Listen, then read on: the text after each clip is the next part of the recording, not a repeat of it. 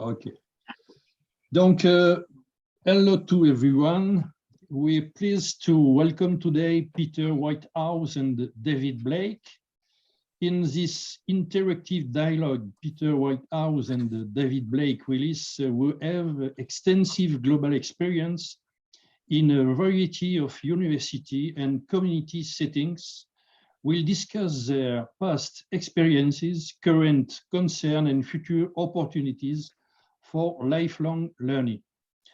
Donc, bonsoir à tous, nous avons le plaisir d'accueillir ce soir Peter Whitehouse et David Blake. Au cours de ce dialogue interactif, tous les deux qui ont une vaste expérience mondiale dans différentes universités et milieux communautaires, vont discuter de leur expérience passée, de leurs préoccupations actuelles et des possibilités futures d'apprentissage tout au long de la vie. Donc, un grand merci pour votre participation à tout ce soir et je passe la parole à David et à Peter. Merci, John. Thank you all so much for joining today. We will start by asking you to tell us where you are, the ground that you are on today. And if you could do that in the chat, that would be lovely. I'm going to share my PowerPoint here for the beginning. I should say, first of all, bonjour, hola, good morning, good evening, guten tag, salam alaikum, anakam, namaste, konnichiwa, ni hao. So many ways to say hello. And we just heard from Roxana being in the countryside. So we are in cities, we're in countrysides. Today, we will share with you our ideas about the future of universities and lifelong learning. Some key words, culture and human development. Integrantes de la Junta de Gobierno, buenos días, compañeros candidatos y comunidad universitaria. Mi propuesta se llama una transformación integral de la Universidad Veracruzana y tiene como objetivo principalmente responder a los desafíos, digamos, nacionales, internacionales y estatales que tiene nuestra universidad. El objetivo es formar profesionistas altamente calificados, críticos, con una perspectiva humanista y una propuesta que está basada principalmente en dos ejes que he venido yo comentando, que es el eje de derechos humanos y el eje de sustentabilidad. ¿Qué tienen que ver estos ejes? Pues bueno, tiene que ver en que el contexto actual y mundial, los derechos humanos son fundamentales y en la universidad también son muy... Sí, thank you so much. I am speaking to you from the land of the Nisenan Indians. I also do work in Japan, and I would like to acknowledge and pay my respects to the Nisenan people and the Ainu, also the Iowa people where I grew up, people who were forcibly displaced from their ancestral lands through acts of violence and dispossession. We think that it is important these days to give these land acknowledgements. So I'm David Blake Willis, and my background is I am in the Fielding Graduate University and from Santa Barbara, California, USA. Peter, would you like to say hello to folks and maybe your land acknowledgement too? So thank you. The lands around Ohio include the Ottawa, the Ojibwe, the Delaware, the Miami, and I agree with David that part of thinking about the future is to go back and understand our roots and the damages that we've done in the past. I'm a professor at Case Western Reserve University and also at the University of Toronto, but I also have worked at a number of other universities around the world and look forward to hearing about your experiences about your lifelong learning. So thank you, David. Back to you. We are very keen to hear your ideas. So please share your thoughts in the chat, your questions in the chat. We are coming from a group called the InterHub, we are very interested in intergenerational and transdisciplinary futures, very appropriate for CIRET. Our flow today, we will talk first about the past, then the present, then the future of universities. We'll start with our positive experiences. We will have an interactive activity led by Peter. Then we'll talk about some current challenges for universities, and then the future, some hopes for the future of higher education and lifelong learning. So I'll stop the share. We like to see everyone. So lovely. Thank you all for joining. Oh, I see Kitty has joined us too. Hello, Kitty. And we will now have an activity which Peter will be leading. Domingo, hello. Peter, you're on mute. Thank you, David. So David's going to post the activity in the chat for us. The world is certainly a challenged place, but you've told us where you are and how you are today. We'd like you to go back into your own life experiences, wherever that takes you, and begin our conversation about the future with some positive stories about things that have happened to you in your experiences with lifelong learning in years and decades past. We'll ask you to put that in the chat, which we will be preserving. As we see ideas emerge, we may ask some people to come forward and offer some brief words, if possible, about those experiences. And we're planning to do this for about 10 minutes or so, just to give you some guidance about this particular part of the program. So, what energizes you in your history as a lifelong learner? Please share those in the chat and be prepared if you'd like to say them out loud.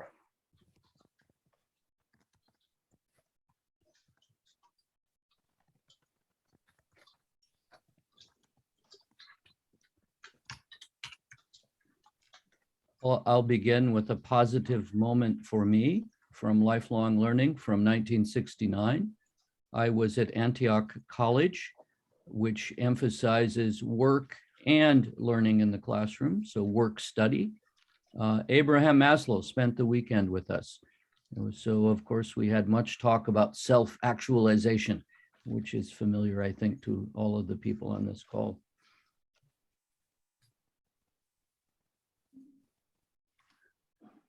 Rick, what is the Tanzanian friend story?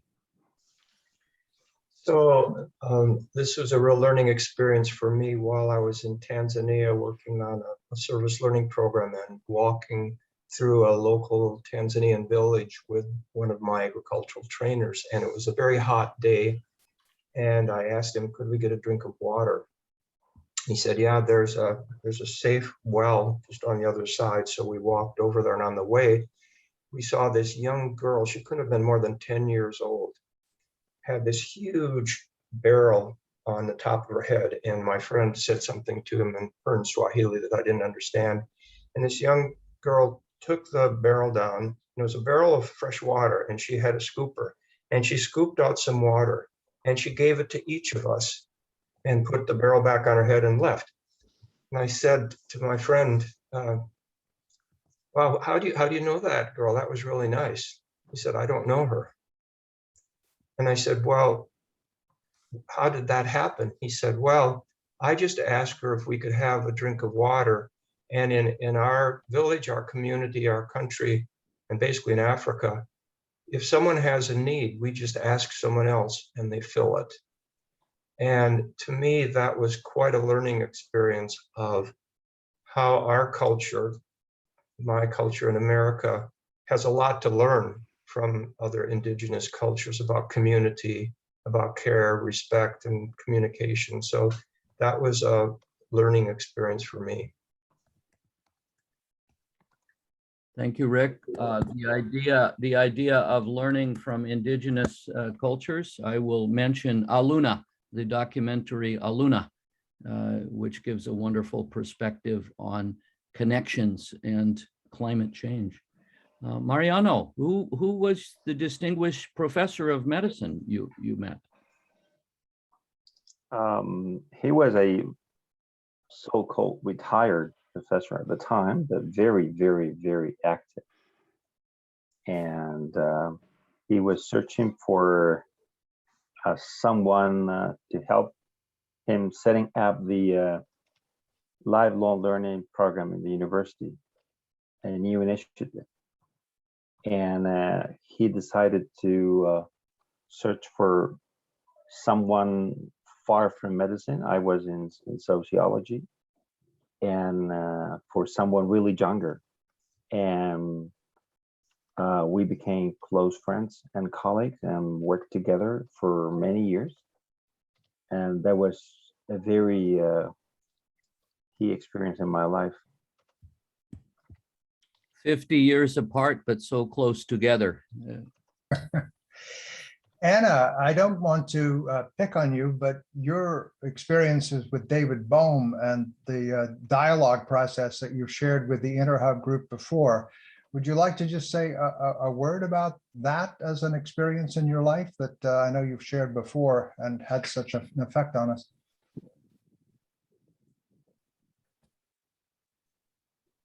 I met Rick at a conference where my husband, Don Factor, through his friendship with David Bohm, had invited him to speak, and he interviewed him, which had a profound effect on many of us at the conference. And it led us to start developing dialogues along the lines of the way he suggested dialogue could work in groups to change our consciousness and change our culture. That was back in early 90s, I think, 83, wasn't it, Rick? Definitely an important part of my life. Through Rick, I'm becoming involved again. My husband was very ill for a long time, so I've been out of communication with a lot of people. So this is a real treat. I'm sorry, I don't know how to use the chat room. There's a lot about technology, I don't know. But anyhow, through dialogue, I've met many interesting people and read many interesting ideas. And I believe it's very important for this important moment in our lives, crisis really. And listening to Indigenous people speak, there's so much we can learn from them. I think we have to go back to our roots, back to the earth, and learn from what's been before, might help us move forward. And I think you're bringing in another element besides the earth, and that's wind, judging from your hair blowing and the noise in your microphone. So It's a fan. Oh, a fan. Okay. It's so hot here. I've got a fan on, but I'll turn it off. Maybe. Wonderful, Anna, for sharing about dialogue. Would love to hear from Kitty. Kitty, the inspiring moments for you as an activist. You're on mute, Kitty. I actually was a terrible high school student. I didn't like school at all, but I got involved in a movement for ethnic studies on a university campus, and we won. I think the combination of winning and all the things I learned about ethnic studies and organizing and struggles and politics led me to want to know more. And so I've remained an activist for my whole life, I think, as a result of that. And each new thing I get involved in, each new struggle or issue leads me to need to know a lot more. And so then I go study a lot and learn a whole bunch of things I wouldn't have learned any other way. So thank you for asking the question. Thank you for sharing and how politics can be part of this too, should be part of what we're learning as well. Madhya, you have an interesting commentary, I think. Would love to hear from you.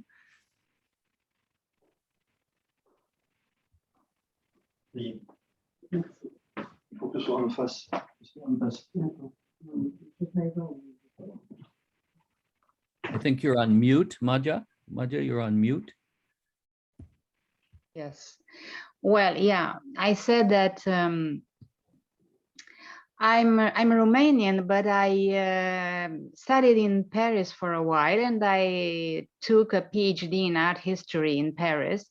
And this period was very important for me. There I met Basarab Nicolescu, who is also of Romanian origin.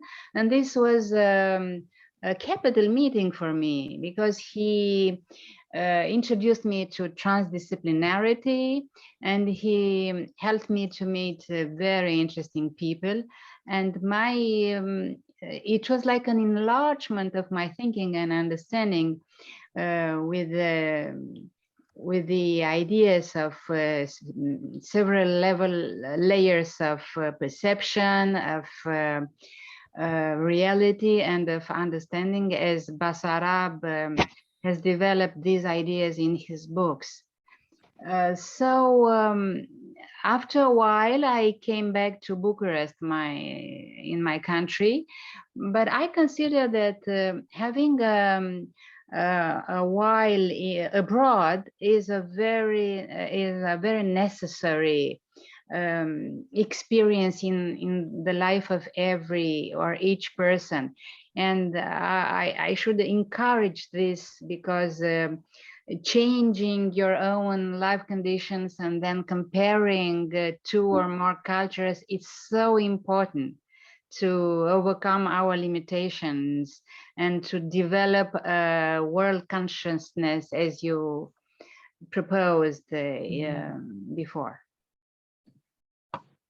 So maybe I could just make a comment about Basarab, who's a quantum physicist and a remarkable man who helped me with my journey with transdisciplinarity, and also a shout out to Florent Pasquier, the current president of CIRET, who's joined us in this space in the past.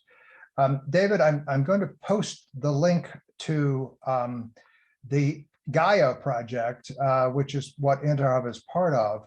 It stands for Global Activation of Intention and Action. And I'm just responding to Kitty's comment. We all need to be activists. Understanding culture is such an important part of it. So David, as an anthropologist, do you feel ready to take us into that cultural journey with continuing your PowerPoint presentation at this point?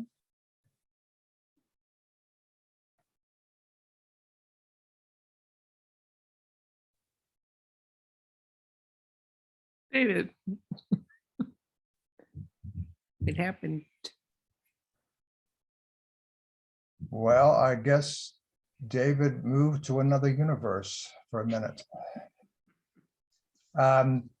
Okay, so actually I have our presentation, and we could share my screen unless David comes back quite quickly, although it's David's part of the talk. So let me suggest not doing that. There he is. There he is. There he is. We missed you, David. Welcome back. Thank you all so much. The internet crashed for me. Now I'm coming through my cell phone, through the hotspot. So we have many hotspots in our world today. There's no doubt about that. I didn't hear from Kimberly. Did Kimberly speak, Peter? We love the perspective of the scientists. The last I heard from you, Peter, was about Basarab being a quantum physicist. You're on mute. What I was, yes, let's hear from Kimberly. And then I think probably, since the term culture was introduced by a number of people, we can move on with your broad anthropological perspectives and the rest of your PowerPoint.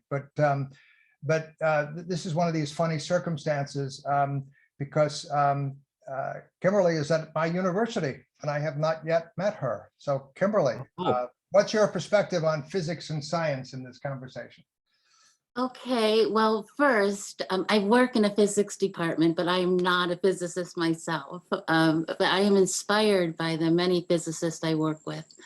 I'm an activist, and I am just amazed at finding out about things that my colleagues are doing outside, really, the university walls, things on, say, nuclear disarmament or climate change, although we are doing some things within the university now related to climate change. But there are all working with 2 graduate students who organized the big women's march in Cleveland right after Donald Trump was elected. Those were just students from our department. No one else in the city was going to do it, and they stepped forward and did. So I've only been there 3 years, and it's really nice to see, not as an outsider, but just as someone new coming in.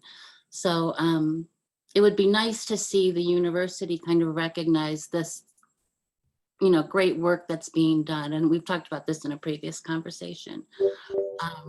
But in terms of learning, I've never learned more than I've been learning, I would say, in the past 9 months in this dialogue inquiry with my friend Rupin, I'm in Cleveland and she's in Paris and also here on this call. So I think that lifelong learning can surprisingly go on and on and on. So thank you very much. Thank you, Kimberly. The connections across the planet now are stunning. And you illustrate that with your mention about Rupin. Benedict also mentioned about being in Tunis, being in Hyderabad, in India. We have so many different connections that are out there now. I feel very blessed by that. I'll share just a bit, Peter, if it's okay, about my own background. I'm originally from Iowa in the middle of the United States, a very rural place, like the French countryside, Roxana. And this is a place where my ancestors put down their roots, but then I began traveling. I have lived in Japan for 33 years. I am a permanent resident of Japan. I'm also a resident of the United States. 30 years in the United States, my passport country, 33 years in Japan, 5 years in India, 3 years in Canada. And I find both the roots, the rootedness like a tree, and Peter will share with us later about trees, I'm sure, but also the roots, the traveling, are very important. We are people of the city, so-called civilization, but we also move. We are people who move. I'm going to share some thoughts with you from the perspective of my experiences from anthropology. And let me get this into the, so I love this perspective of the wide open ocean.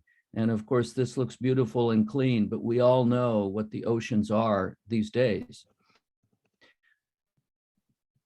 So we begin understanding the future by looking at the ground where we all are now.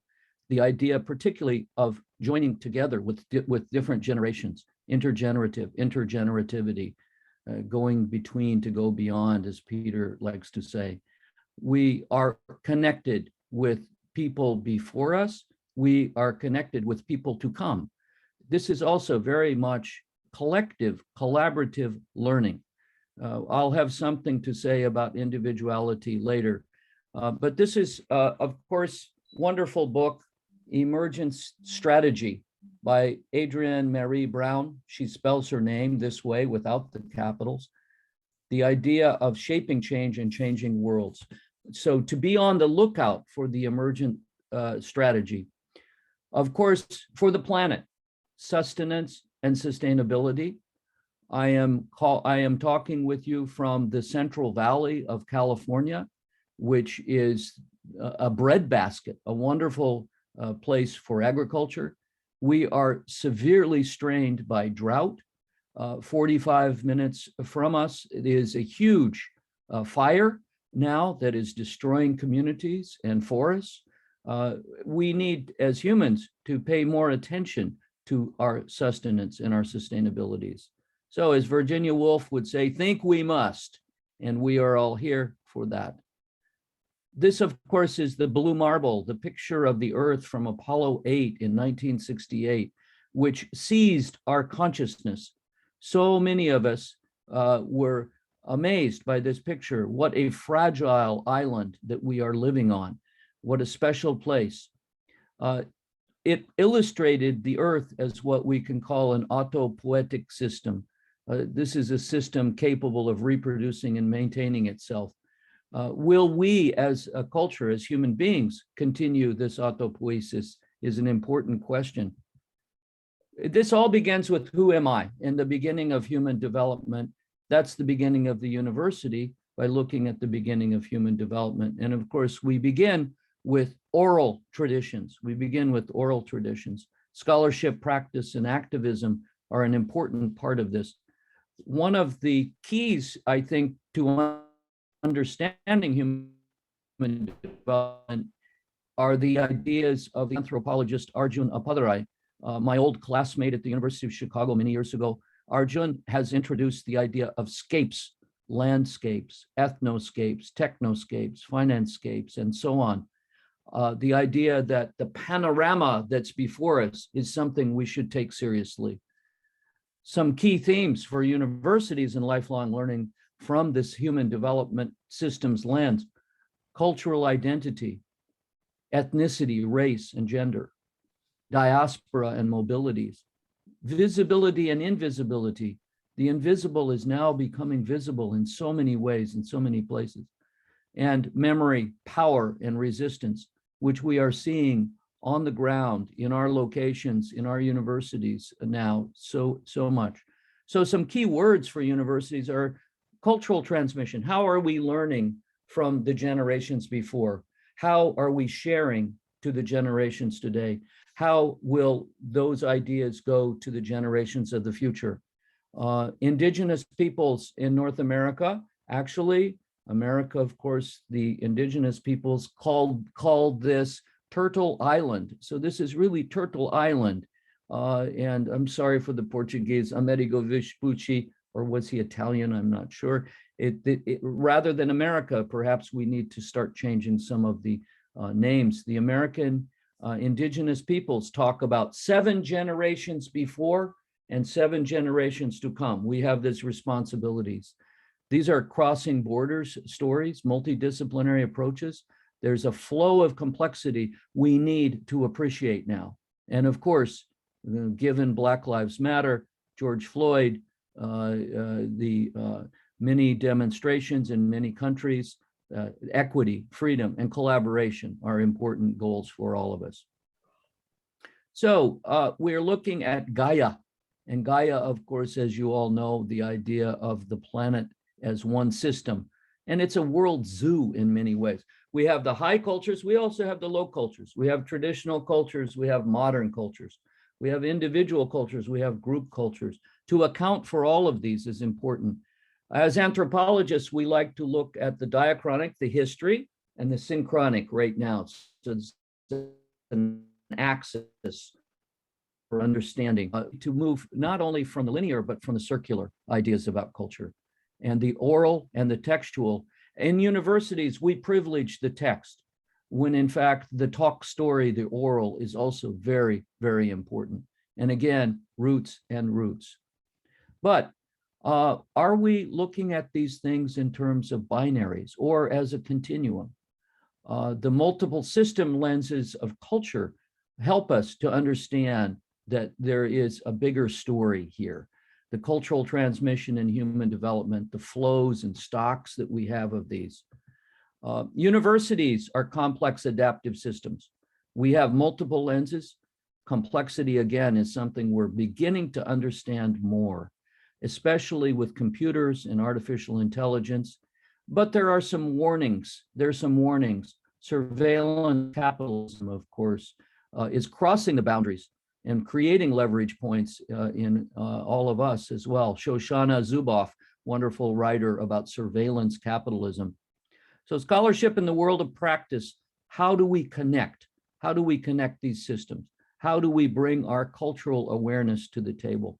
How do we emphasize liberation and inclusion, particularly for women, but for all people?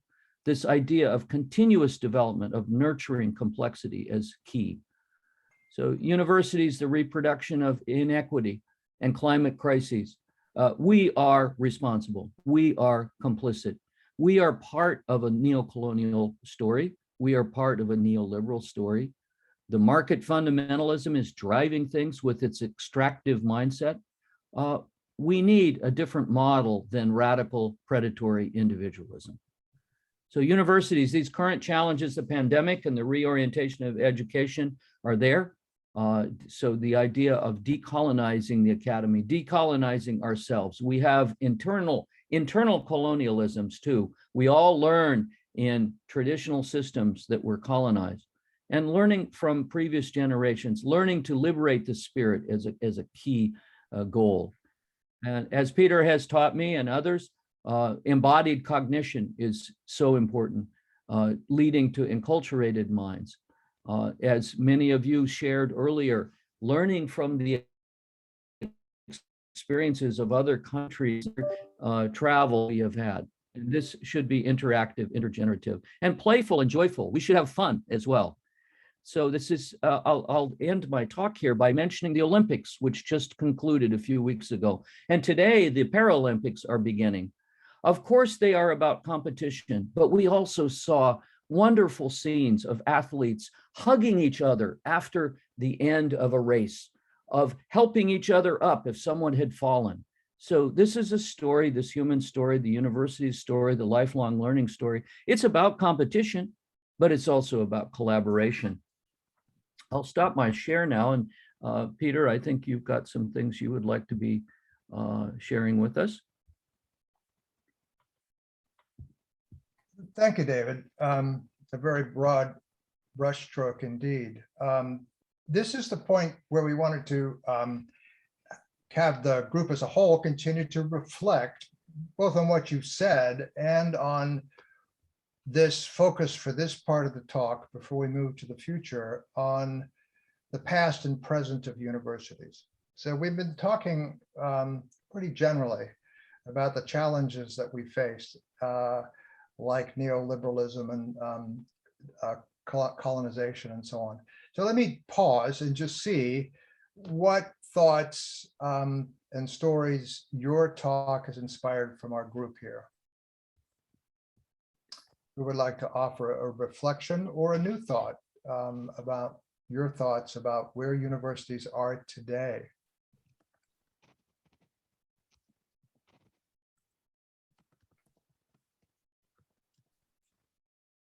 Feel free to come off of the mic and join orally too. I know, Anna, you mentioned about the chat. We're happy to hear you, and the wind is fine too.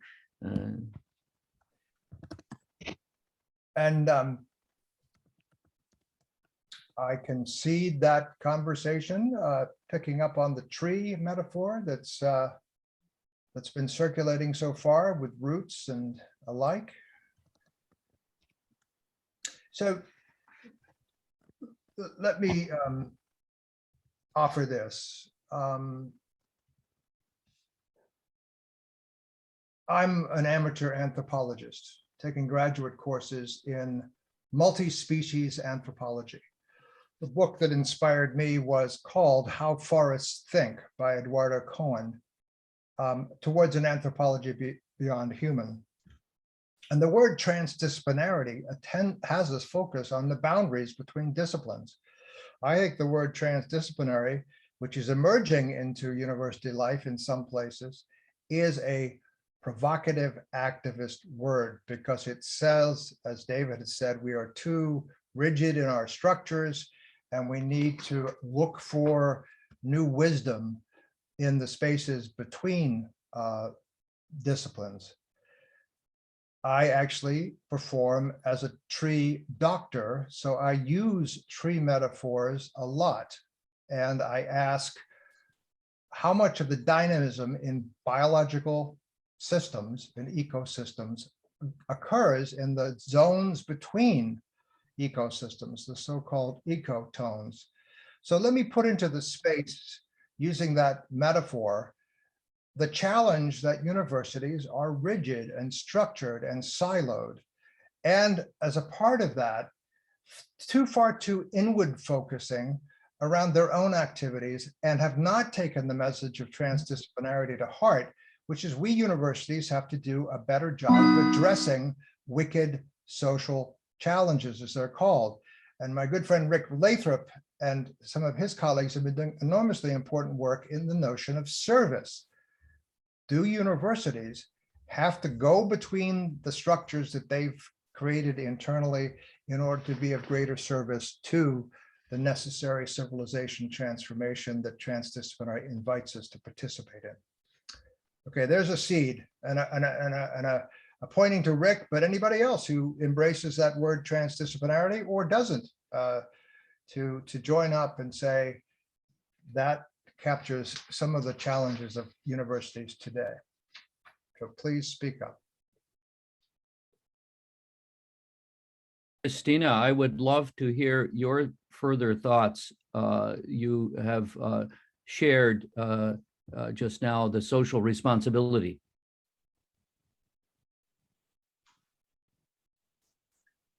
If you're able to comment.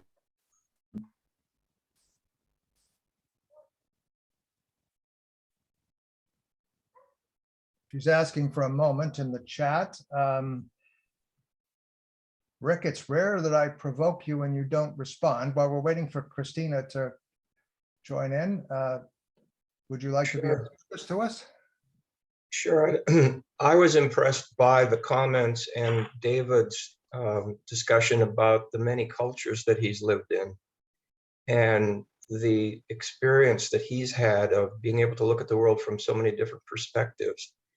And from a university perspective right now, as you know, David and Peter, I've been working to understand better what younger people are thinking about and how they're communicating and how they're learning these days. And I'm not a professor. I've been outside of the university walls for a long time, although spending time with you and David, I've re-entered a bit. But I'm wondering about this issue of the difference on how young people are actually learning today and communicating today. I've had several young people say, you show me a PowerPoint and I'm lost after the second slide. I don't have time to do it. What they're saying basically is the way I'm learning is on the internet and things are fast. TikTok is just a limited amount of time and I'm going through lots of different applications. And the question for me is, are young people learning in a different way than we are used to teaching them? So that's a big question for me in terms of the future of the university. And should professors be as willing to listen to the young people as they are willing to talk at them, which I think so often young people feel they're being talked at instead of having a conversation and collaborating. And the world belongs to the youth. So how do we help them without trying to impose upon them? I guess those are some ideas that come to me about university. Thanks, Rick. And so that's an invitation to those of you that have less gray hair than some of us, and also to Christina to come back in if she's ready. Yes, thank you. Well, I think the subject that you have posed about service, about the very profound need that we develop new ways to teach in universities, in the universities, so that students can be in this conscientious of the need of service. But this, I think, goes farther if we think in responsibility more than service. Not instead, but go beyond service to think, to introduce politics. And I think that responsibility introduced the context, where we are learning. And it's very important for a transdisciplinarity praxis, because here in my university where I work in Universidad Veracruzana in Mexico, we have had a post-grade program where we worked very deep with transdisciplinarity, with methodology. We had Basarab for 3 times here with us, teaching students, teaching professors, and we developed a strategic named praxis, transdisciplinarity praxis, where we think and we experience this relearning process that convocates transdisciplinarity, because we have to innovate, we have to think in different way how we are going to establish, to have relationships with society. And in other words, we have to go out of the scholar rooms to have dialogue. We have to go out. Students have to go out. But at the same time we go out, we have to go within us. We have to learn to have contact with us, contact with our thoughts. We have to initiate in students forms, manners of reflectivity, of reflection, of auto-reflection, permanent reflection, so that we can go and transcend these mechanical rationalist forms of contacting reality. Well, it's much more to say, but thank you. That was wonderful. Going in and going out, being active and then reflective, cycles of learning, learning cycles, literally. What about power? That's what neoliberalism and coloniality is all about. I mean, do we owe it to our students to not only help them become spirited citizens, as we say in our intergenerational schools, but also to really understand more the power dynamics behind society works, and particularly the power of money, which has come to dominate the value system that the world we live in. So I don't know if that builds a little bit on what you were saying, Christina. I love what you said, but yes, of course. Other reflections. I'd like to jump in, Peter, to mention about money. Money is a proxy for energy.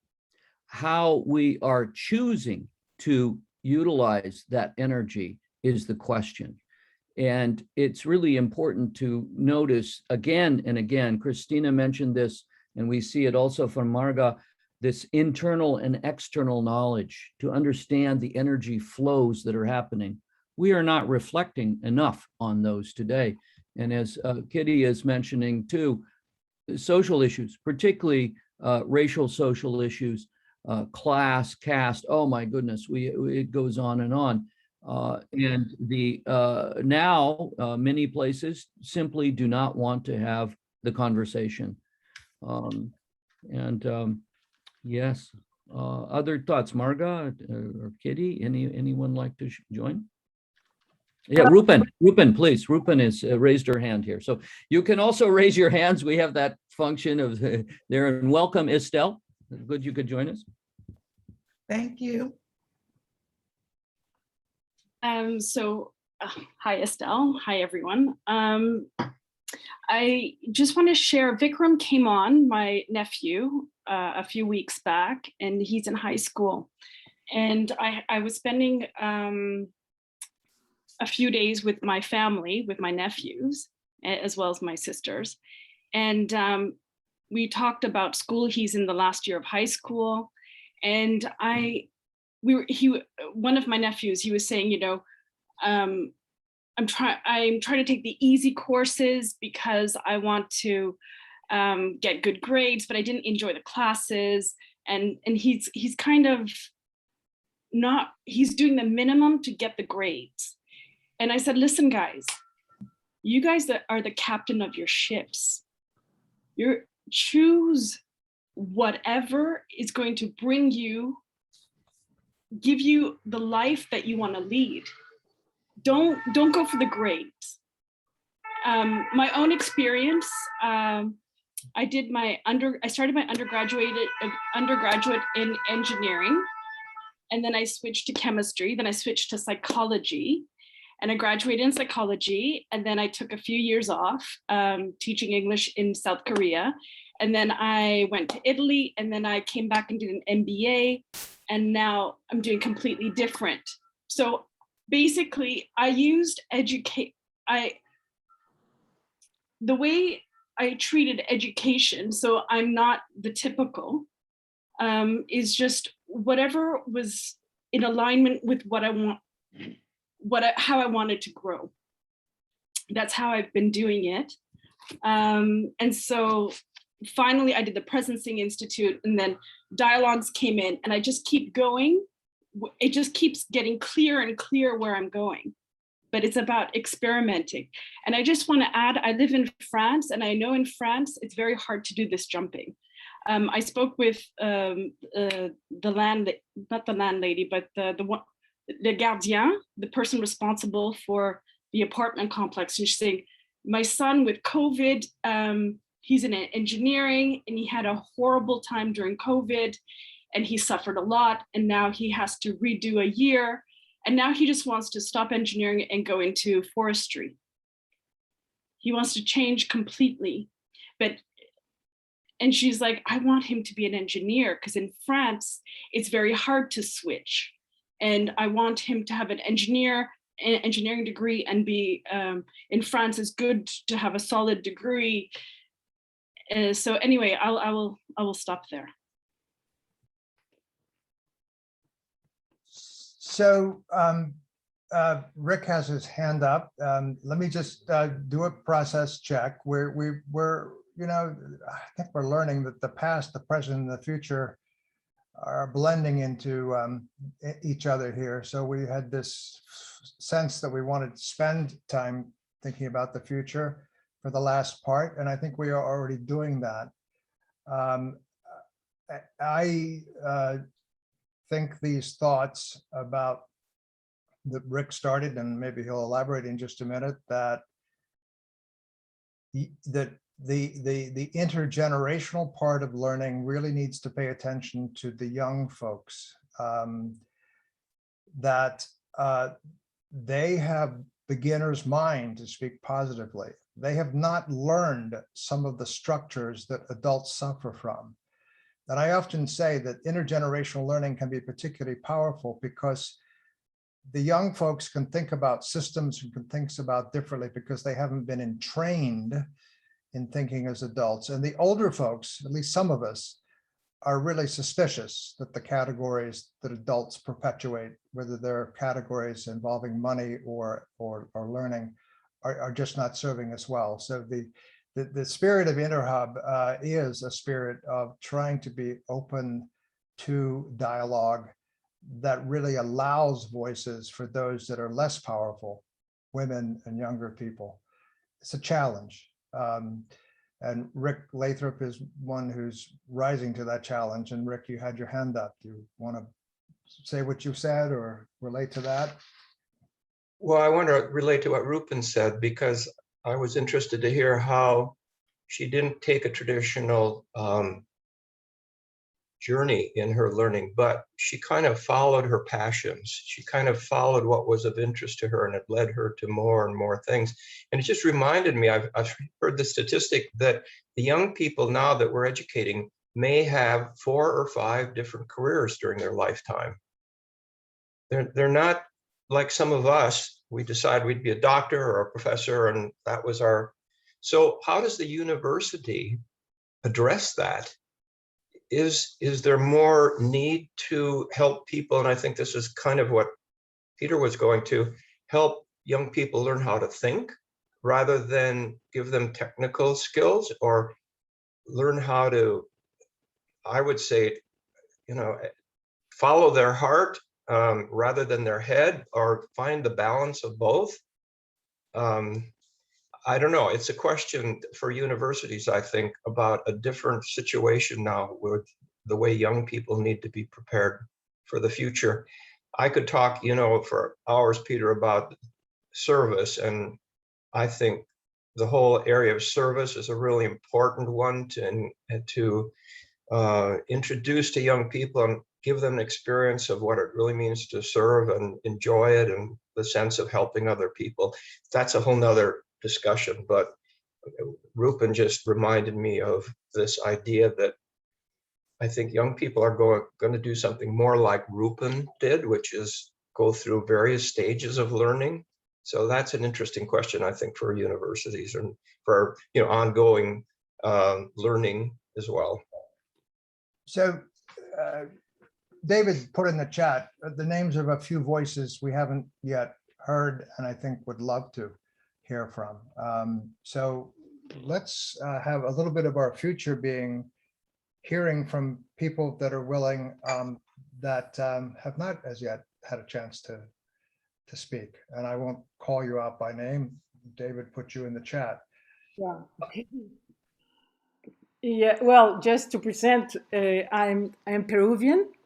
I've lived in Mexico, and currently I live in Paris for many years now. So most of my studies I've done in France. And in this way also as Rupen, I began by being a sculptor, and then I studied literature at the university, and I began to teach Spanish, and then I became passionate by pedagogy. So I also have a degree in pedagogy. And afterwards, what is very important for me is the relationship between the mind, the body, and the heart. So I studied psychopedagogy of perception, where I teach, and I much more have training people with this relationship with the body.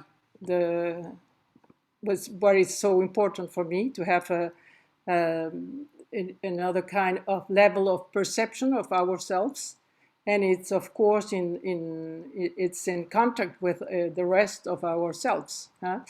And currently I'm having an investigation with a physician in Mexico and a psychologist. And we are working with people with post-COVID. And what I've discovered just is that one is that it's true that in France it's difficult to teach, but it's not impossible, since I've done it, and I think a lot of people can do it. Even though it's not in the mind, in the French mind, but it's possible. And maybe it's very important how you present the idea of studying in France. And the other thing is that I've discovered through this period of COVID that this way of getting into communication, it's possible also to have another kind of teaching or for learning. And maybe there's a way also to learn how to have other kind of workshops. In a way, it's what we are doing, and what I'm doing with people in Mexico, Peru, and all over. And it's important for different ages, no, to have this connection. Well, I have a lot of things to say, but anyway, that's the most important I can say for the moment.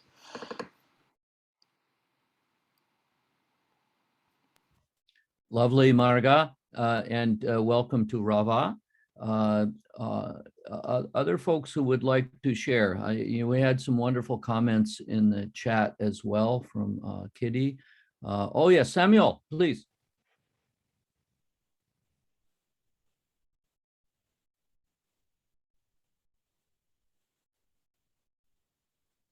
Are you there, Samuel? We're trying to find your sound. Yeah, and Rava, there is no late. There is just the flow of the continuum of time here. So we're all good. Samuel, do we have your sound?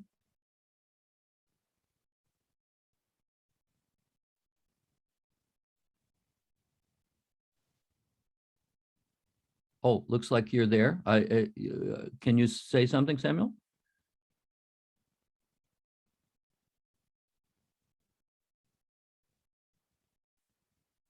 Looks like we have technical difficulties.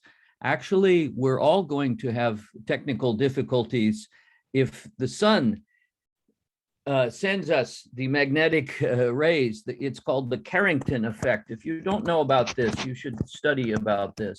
The Carrington effect is something that will probably happen to us at some point. Samuel, you're welcome to use the chat also to share. Other folks like to join in here with your thoughts.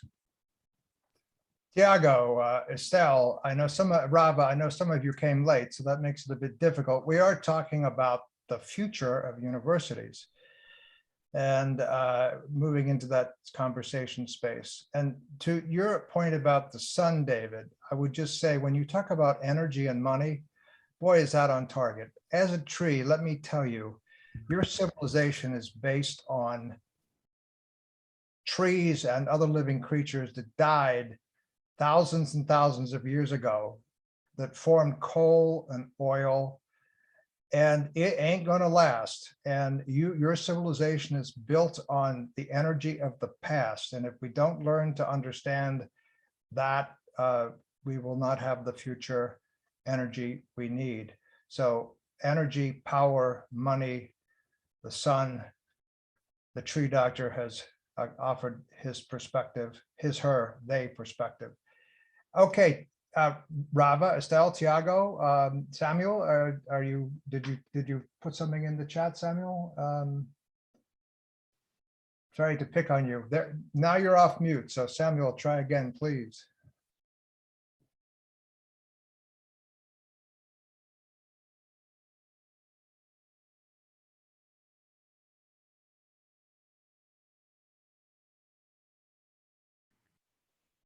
There's another voice, as Samuel is still looking, that has been with us in Interhub and presented at the Mexican International Transhistoric Conference. Mariano, again, your option, but do you have some reflections at this point, given your long experience as a professor and administrator in universities? Just a couple of thoughts.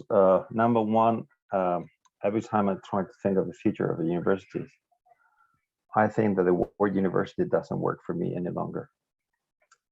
The root of the word is not with me. This idea of taking all the knowledge and trying to work with that from an institutional point of view doesn't work any longer. My second idea is that I think that people like me, scholars, should somehow be obligated to live universities for some years. Someone like me, I have spent my life in universities since I started my undergraduate studies when I was 17. That can be somehow you get this internal vision, and probably other people are more able than I am, but it's very difficult for me to think of the change that we need from inside. So I would say that probably in the future, being a scholar should be just allowed for a limited number of years, and then you go out, and some people come in like politics, so to say. That's all that comes to mind at this point. Thank you.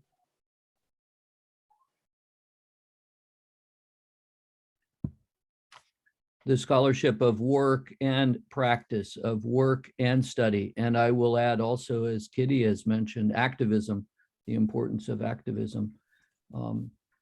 And Kimberly, you're right. We are not permitted to leave and come back. It's usually discouraged. There's a kind of imprisonment that happens in some ways. And I agree with this wholeheartedly. I have come and gone in some ways. The whole notion of sabbaticals, the whole notion of resting on the every 7th year and learning new skills or doing things. I mean, that's an old mechanism, but what Mariano is suggesting, kind of term limits, as we might say in politics, for professors to go out into the world to become relevant again, perhaps is a strong way to put it. So just for those of you that are not familiar with this wonderful space that CIRET has created for us, thanks to the work of Jean, who is with us. We have about 10 minutes left. We go for until 1:20 Eastern time, 7:20 Paris time. So it is a time to perhaps thinking about last thoughts, or potentially maybe we should focus on actions. May I add something from Germany? Please. Yes, hello, I'm Vera from Germany. I've been in Germany, never left abroad, but I have 3 boys who are, one is studying and working together, but there's a young one who's 17 now, and he said to me, do you realize that we will have elections, but I'm not able to do the election now. I have to wait 3 other years. And it's just this phase where he will maybe start to study. So what I want to point out is the fact that the young people in this fast living world are not asked and have only less possibilities to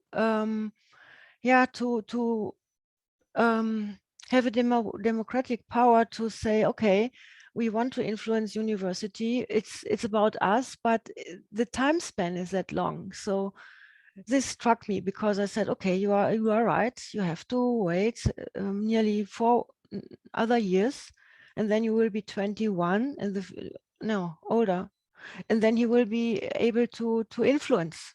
So maybe this is an aspect. And the other one is what we observed when Germany started to do this Bologna process. The studying became very one-linear. So in former days, there were possibilities maybe to, which are more general, which allowed more generalized studies. And now there's been a time span where it was very linear, and people are not very happy with it, either the university personnel nor the students. So I hope that there will be changes coming. So that's what I wanted to add.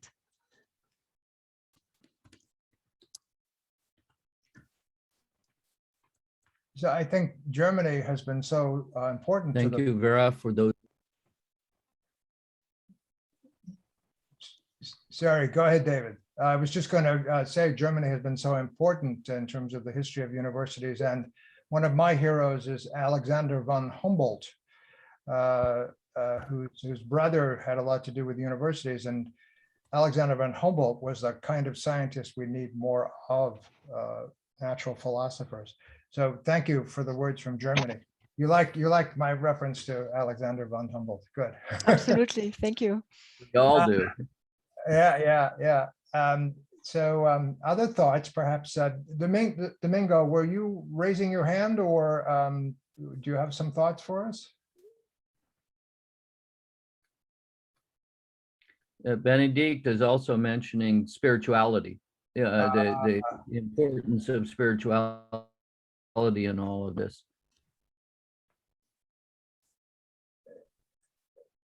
So important to Basarab, the quantum physicist. Yes. Yes, I think for me, we can't speak about service, for example, without thinking about spirituality, what it is, and how can we behave today and face to the events. I think spirituality is a behavior in the world, and also a way of thinking. And maybe it will be easier if we integrate spirituality into our ways of learning and thinking.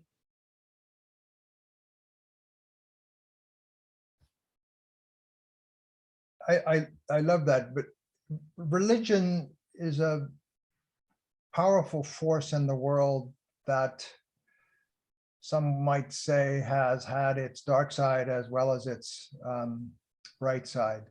So Benedicto or others, I mean, if you want to build on this notion that we need a new spirit of learning in the future, how does that come into manifestation in a world where religion as one manifestation of spirituality has such a complex history?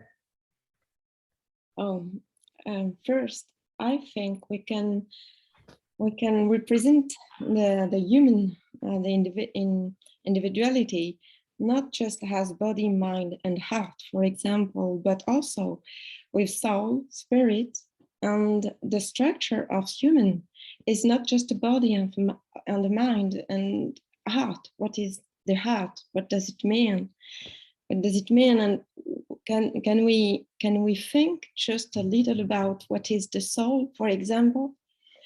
In France, we have the Les Lumières, the age of Les Lumières, of Clairon. And in France, this age was very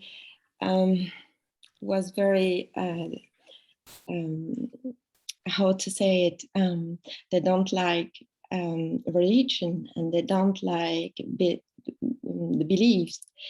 But I think it's time now to think about our beliefs and to think about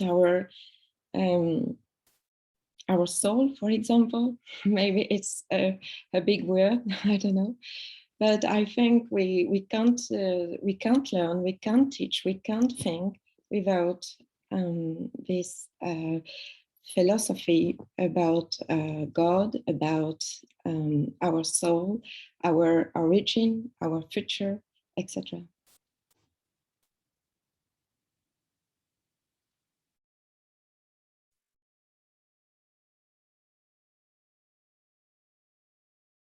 Basarab likes the word cosmodernity to refer to the future of our civilization.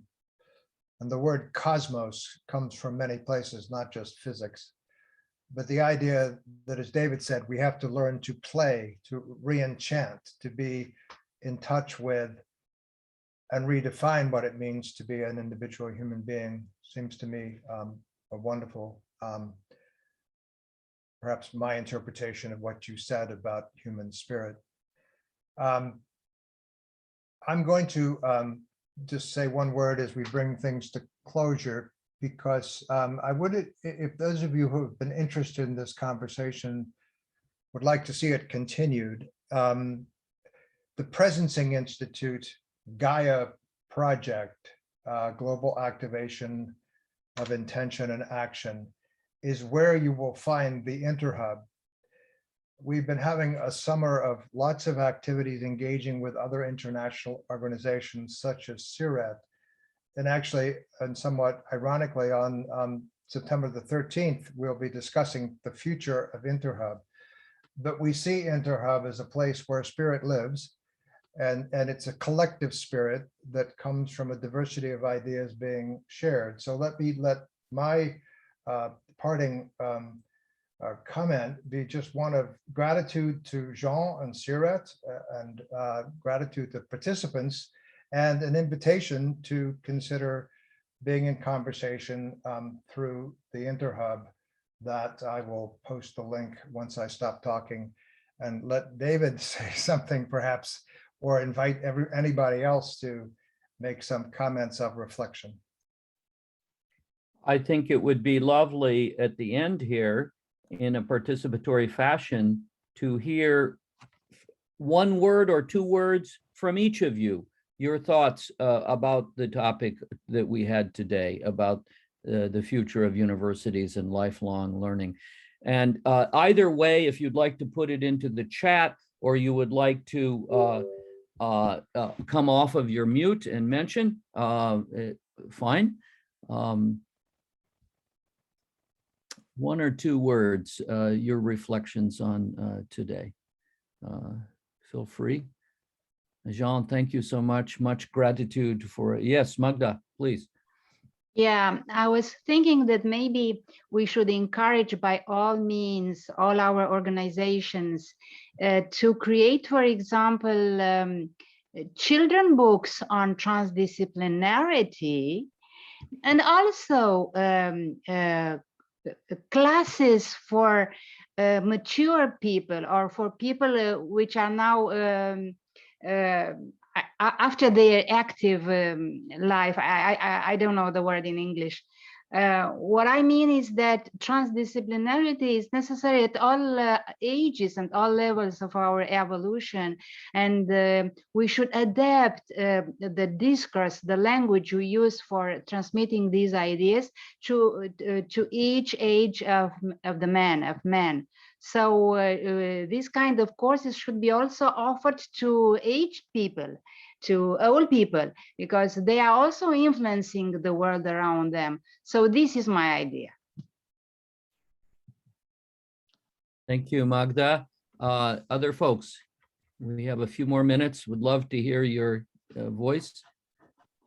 Feel free to jump in.